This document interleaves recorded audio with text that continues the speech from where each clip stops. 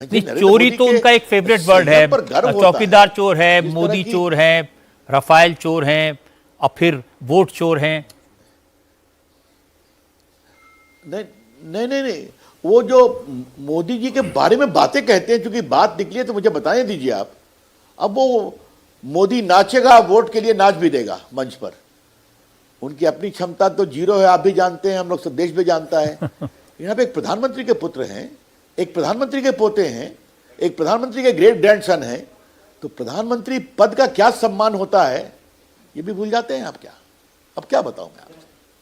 तो राहुल गांधी की बहुत चर्चा मैं नहीं करूंगा, लेकिन हां, अब देश नॉन सीरियस पॉलिटिक्स को लाइक नहीं करेगा। तो हमारे प्रदेश ने देश के लोकतंत्र को मजबूत करने के लिए बहुत संदेश दिए हैं। एक चर्चा हमने यहां रविशंकर जी स्टूडियो में बार बार सुबह से की है कि एनडीए की इस लैंडस्लाइड विक्ट्री की एक बड़ी वजह प्रधानमंत्री का कैंपेन, नीतीश कुमार की इमेज, और तीसरी बात चुनाव मिलकर के लड़ा, संगठित तरीके से लड़ा, ऑर्गेनाइज तरीके से कैंपेन चला। आपने बहुत सही कहा। मैं एक बात आपसे बोलूं, संभवतः आप ही के चैनल पर देवेंद्र पराशर ने वो डेटा दिया था कि पहले क्या क्या होता था बिहार के चुनाव में। बिहार का चुनाव मतलब 10-15 लाश तो गिरेगी ही गिरेगी।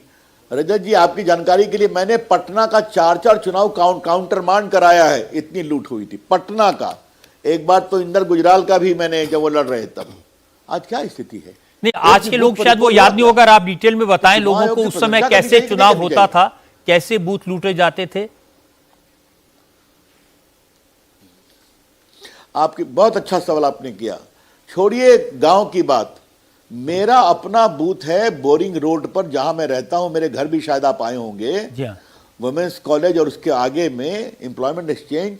अरे साहब, एकाएक गाड़ियां आई और ये चेज और वो चेज लगा कि वो दंगल का क्षेत्र बन जाता था।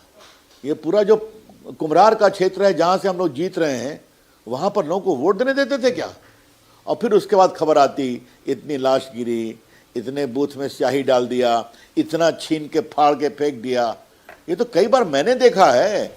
मैंने अपना पहला आपकी जानकारी के लिए आपको एक रोचक बात बताऊं, मेरा जीवन राजनीतिक कार्यकर्ता के रूप में एक बूथ पर मैं बैठा था और वहां पर मेरे पास छुरा सटा दिया था। बताइए साहब, मैं शुरू में कॉलेज में पढ़ता था, तो पहला एक्सपोजर मेरा वही हुआ था। फिर संघर्ष किया हम लोगों ने, चारा घोटाला आया, और आप जान लीजिए ये माफिया हम लोग को मरवा देता, इतना उन लोग की पकड़ थी। आप जानते हैं, हम लोग भिड़ गए तो बड़े लालू जी कमजोर हुए। और आज जब इतनी बड़ी हार हुई है, तो मैं लालू जी के पक्ष में एक बात बोलूंगा, वो बड़े नेता थे, जनता का बहुत समर्थन, पिछड़ों का, चपरासी के घर में पैदा हुए, लेकिन अपने सारे क्रेडेंशियल्स को उन्होंने बर्बाद कर दिया। जेपी मूवमेंट में हम लोग साथ रहे थे जेल में, हम तो बहुत सीनियर है, अलग बात है, लेकिन आज अफसोस लगता है कि एक इतना बड़ा नेता, बड़ी संभावना थी, लेकिन हाय परिवारवाद, हाय भ्रष्टाचार, हाय लूट। तो जनता ने उसका जवाब दिया है कि now it is a matter of past. और तेजस्वी यादव, आप अपने पिता के जंगल राज की छवि को आज आपने ओढ़ लिया है। हाँ, जनता ने दिखाया। रविशंकर जी, आप जानते हैं मैंने 50 साल से चुनावों को देखा है बड़ी करीब से, छात्र जीवन से लेकर अब तक। मुझे कभी इस बात की कल्पना नहीं थी उस जमाने में कि बिहार में चुनाव इतनी सरलता से, सहजता से हो जाएगा। बिहार में चुनाव बिना किसी हिंसा के हो जाएगा। बिहार के चुनाव में 2 चरणों में चुनाव होगा और बड़ी आसानी से हम वोट के काउंटिंग पर चर्चा कर रहे होंगे। ये कल्पना उस जमाने में नहीं की जा सकती थी। बिल्कुल, मुझे याद है, आप तो बड़े सीनियर जर्नलिस्ट, टेलीविजन पर आपको लोग वर्षों से देखते हैं। आज बिहार में इतने लोग मारे गए, इतना बूथ कैप्चर हुआ, इतना जगह रिपोल हो रहा है। देखिए, आज का बिहार का रिजल्ट एक और माने में बहुत बड़ी बात है। ये जो लोग हर बात पे सुप्रीम कोर्ट भागते हैं और हाई कोर्ट बांटते हैं, और ये जो so called Khan market gang, अगर मैं कह सकूं, हर बात पे सवाल, आज ईमानदारी से चुनाव हुआ है कि नहीं? एक भी बूथ कैप्चर हुआ है क्या? एक जगह भी वोटिंग मशीन के माल फंक्शनिंग की बात आई है क्या?